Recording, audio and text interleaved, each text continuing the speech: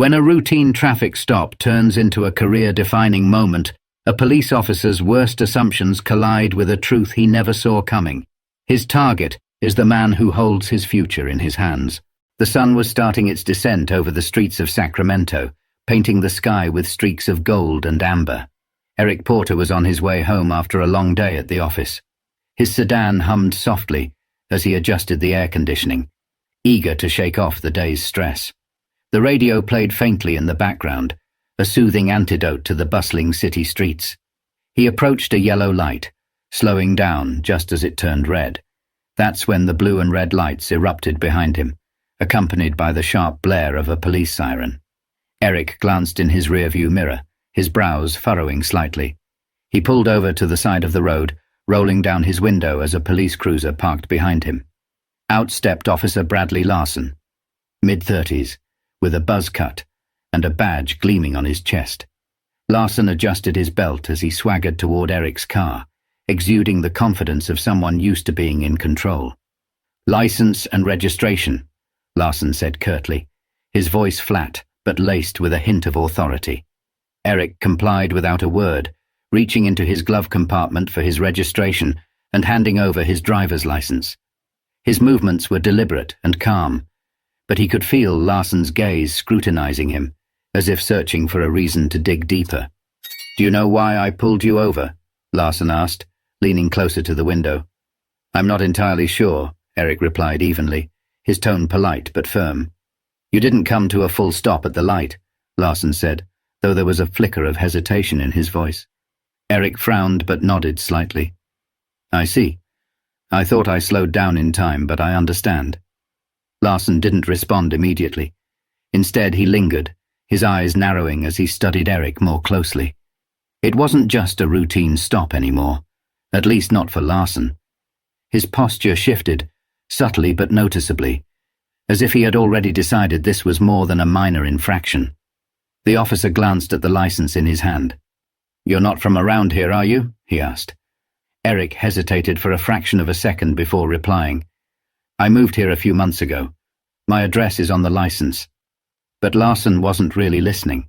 His questions were starting to take on an edge, just enough to suggest that he wasn't concerned about a traffic violation anymore. Eric's calm demeanor seemed to irk him, and he leaned in closer. "Where were you headed in such a hurry?" "Just going home," Eric replied. His tone remained steady, but the subtle shift in the air was impossible to ignore. Larson didn't just see Eric as a driver anymore. He saw something else, something that warranted suspicion. Eric could sense the tension building, but he didn't flinch. Little did Officer Larson know the calm exterior wasn't naivety, it was control. This was just the beginning. Larson took a step back, folding Eric's documents with an exaggerated slowness before tucking them into his chest pocket. He straightened up, his expression shifting into something faintly smug, as though he'd already made up his mind about the man sitting in front of him. "Step out of the car for me," Larson ordered. Eric's grip on the steering wheel tightened briefly, but his face betrayed no reaction. "Is there a specific reason for that, officer?" he asked, his tone measured. Larson's lips twitched, but he masked it quickly. "I asked you to step out of the car. You don't want to make this harder than it has to be." The threat hung in the air, unspoken yet unmistakable. Eric exhaled slowly and opened the door. As he stepped out, Larson's eyes flicked over him, sizing him up. Eric stood a little taller than the officer, his shoulders broad, but his demeanor unthreatening. His tailored suit suggested professionalism. His polished shoes hinted at someone meticulous and careful. Yet, none of that seemed to matter. Larson gestured toward the front of the car. "Hands where I can see them." Eric complied, his movements calm and deliberate. "Is there something specific you're looking for, officer?" Larson smirked faintly. "Just routine. We've had some incidents around here. You can never be too careful." Eric turned his head slightly, locking eyes with Larson. "Incidents involving men in business suits driving sedans? Or does this have more to do with something else?" The question landed like a punch, and for a moment Larson's composure faltered. He straightened up, his hand drifting toward his belt, more reflex than necessity. "Watch your tone," he said, his voice hardening. "I'm simply asking a question. Eric replied. There was no defiance in his voice, just a quiet firmness that seemed to unsettle the officer. Larson leaned closer, his eyes narrowing. You seem awfully familiar with how this works. You got something to hide? Eric let the silence stretch for a beat before answering. No, officer. I just believe in being clear about the reasons for an interaction like this. Transparency, you know. Larson scoffed, but didn't reply. He stepped back, pacing a small circle in front of the car. The dynamic was shifting in ways he couldn't quite grasp. Eric wasn't reacting the way most people would. There was no fear, no stammering, no nervous fidgeting. Instead, there was control, poise, and an unsettling calm that put Larson on edge.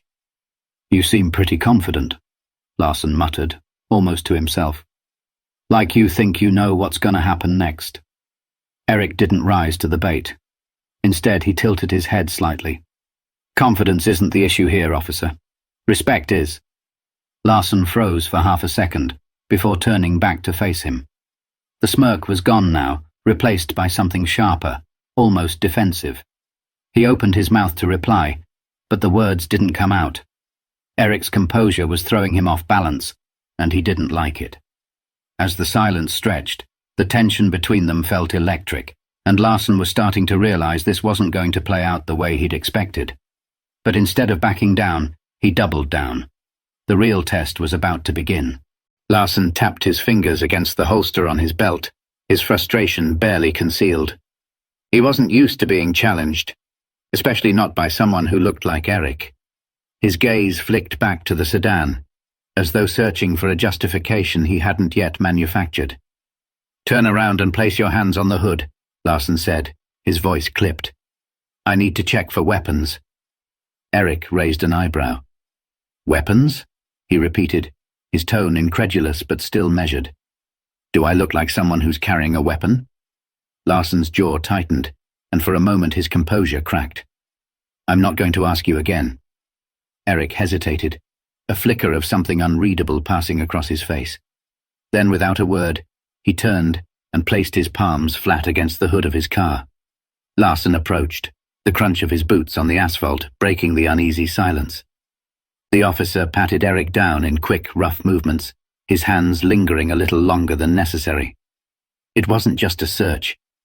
It was an attempt to assert dominance, to provoke a reaction.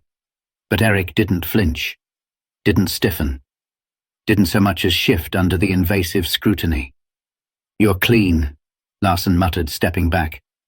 The admission sounded begrudging, like he was irritated that he hadn't found anything to justify his suspicion. Eric turned to face him, his expression calm but his eyes sharp. Of course I am, he said simply. Now, officer, if you're done. I'm not done, Larson interrupted, his voice rising slightly. The words tumbled out too quickly, betraying his need to stay in control. You seem to know a lot about what I can and can't do. Care to explain why? Eric folded his arms, his posture relaxed despite the tension crackling between them. I've had my fair share of interactions with law enforcement, he said. Let's just say I've learned a lot over the years. Larson's eyes narrowed. That's so. You a lawyer or something? Eric smiled faintly. Or something. The ambiguity in his answer seemed to irritate Larson further. He stepped closer, invading Eric's personal space, his voice dropping to a near growl. Listen. You think you're smarter than me? Think you can talk your way out of this? Eric met his gaze evenly, unflinching. I don't think anything, officer. I just believe in fairness. And so far I'm not seeing much of it here. The words hung in the air like a challenge, and Larson took the bait. Fairness? You think fairness is what this is about? People like you always? He stopped himself abruptly, the words lingering like smoke even though they hadn't fully escaped. Eric's expression didn't change, but something about his posture shifted, a subtle but unmistakable signal that he'd caught exactly what Larson had left unsaid. People like me, Eric repeated, his voice soft but charged with meaning. Larson bristled, stepping back as if realizing he'd just crossed a line he couldn't uncross. You know what I mean, he muttered, though his tone lacked the conviction it had moments earlier. "I think I do," Eric replied quietly. His calmness wasn't passive anymore. It was razor-sharp, cutting through the pretense like a blade. "And I think we both know this interaction stopped being about a traffic violation a long time ago." Larson opened his mouth to respond, but the words didn't come. For the first time he looked uncertain, like he wasn't entirely sure how to proceed. The balance of power was shifting, and for the first time, Larson was on shaky ground. But the moment of reckoning was still to come, and it would be one he'd never forget. Eric's voice broke the heavy silence, steady and unyielding. "Officer, I think it's time you know who I am." Larson's brows knitted, his irritation resurfacing. "I don't care who you are," he shot back, though the faint crack in his tone suggested otherwise. Eric reached into his pocket, his movements slow and deliberate. "I'm reaching for my badge," he said calmly, watching Larson's hand twitch near his holster. "No need for theatrics. I want you to see it." The words hung in the air, weighted with something unspoken. Larson's eyes followed Eric's hand as he pulled out a leather wallet and flipped it open, revealing a gleaming badge. "Eric Porter," Eric said, his tone as casual as if he were introducing himself to a neighbor. "Head of Internal Affairs, Sacramento Division." Larson froze. His eyes darted to the badge, then back to Eric's face, searching for some sign that this was a joke. But there was no humor in Eric's expression, only quiet authority and a hint of disappointment. "Internal Affairs?" Larson repeated, his voice cracking slightly. "You're—" "Yes," Eric interrupted, saving him the trouble of finishing the thought. "I oversee officer conduct. My job is to ensure that the people wearing this badge uphold the integrity and values it's meant to represent." Larson's face paled, his confident demeanor unraveling in real time. He took a small step back, his hand falling away from his belt, as though the weight of his own authority had suddenly become too heavy.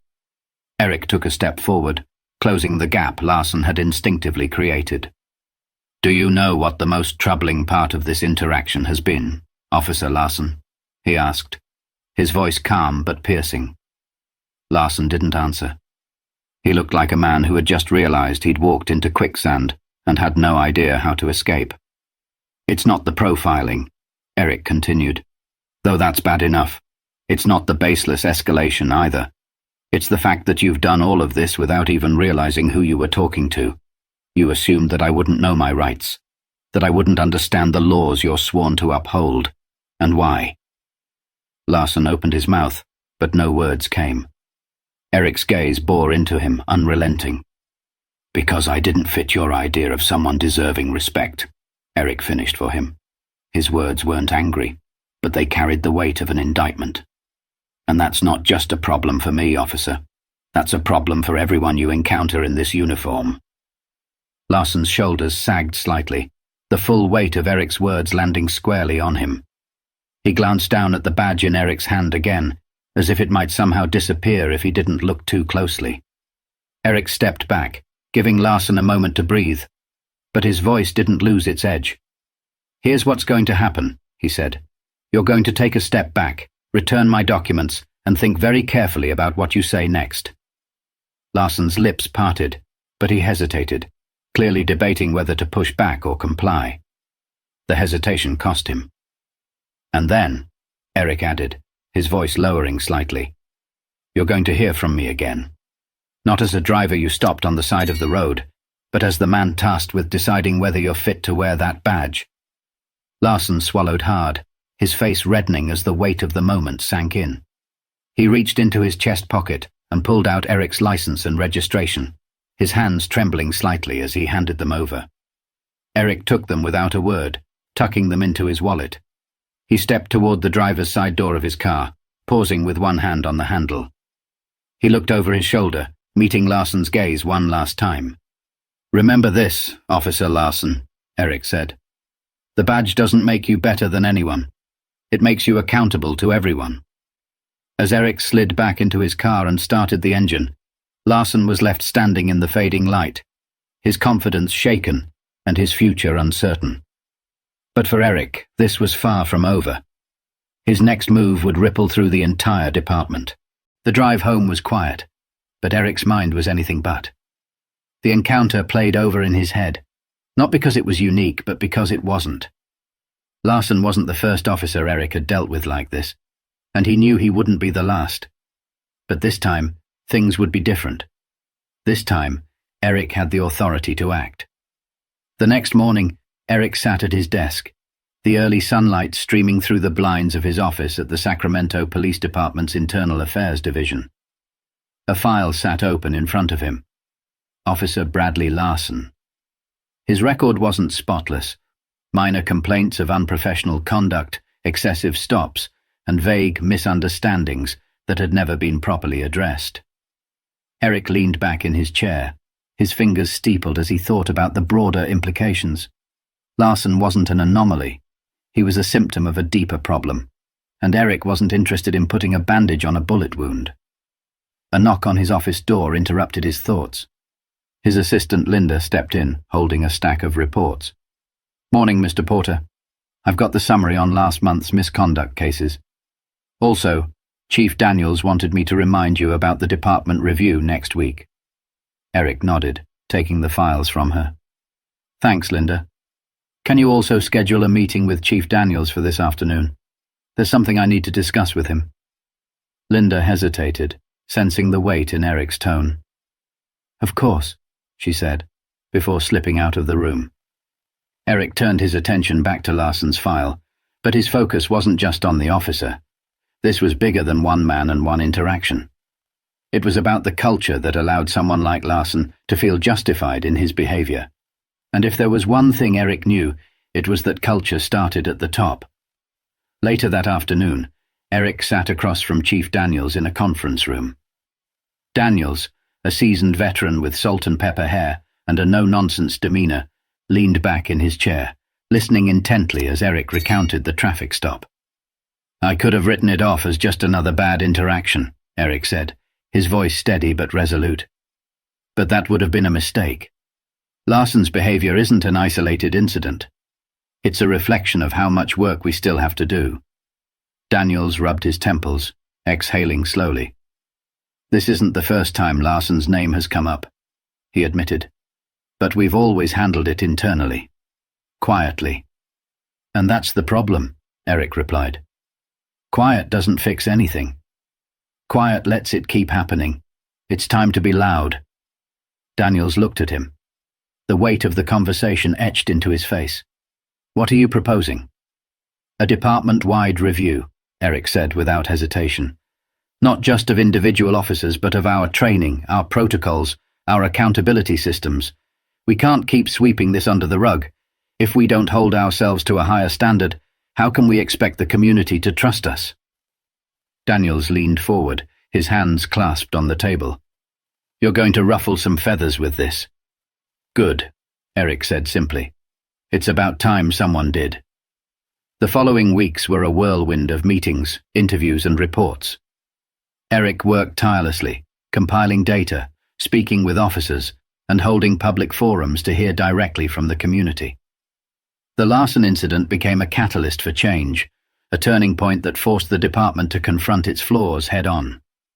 Larson, for his part, faced an internal hearing. Eric made no secret of his involvement, sitting across from Larson during the proceedings and watching as the officer squirmed under the scrutiny. The hearing resulted in a suspension, but Eric knew the real victory wasn't in punishing Larson. It was in preventing the next Larson. Months later, Eric stood at the podium of a community event, addressing a room full of officers, city officials, and local residents. He spoke not of blame, but of responsibility, of the shared duty to create a system that worked for everyone. His words weren't just a call for accountability. They were a promise of change. "Justice isn't just about catching the bad guys," Eric said, his voice resonating through the hall. "It's about making sure the people sworn to protect and serve do so with integrity, fairness, and respect for everyone they encounter. That's the badge I believe in, and that's the badge we're building here, together." The applause was thunderous, but Eric didn't linger on it. For him, this wasn't the end of the story. It was the beginning of a better one. As Eric stepped down from the podium, he glanced at the faces in the crowd, some skeptical, some hopeful, but all listening. He knew change wouldn't come overnight, but it would come. And for now, that was enough. If this story resonated with you, share it with someone who needs to hear it. Let's start the conversations that matter, the ones that lead to change. Subscribe to our channel for more stories like this, stories that challenge us, inspire us, and remind us of what we're capable of when we stand for what's right.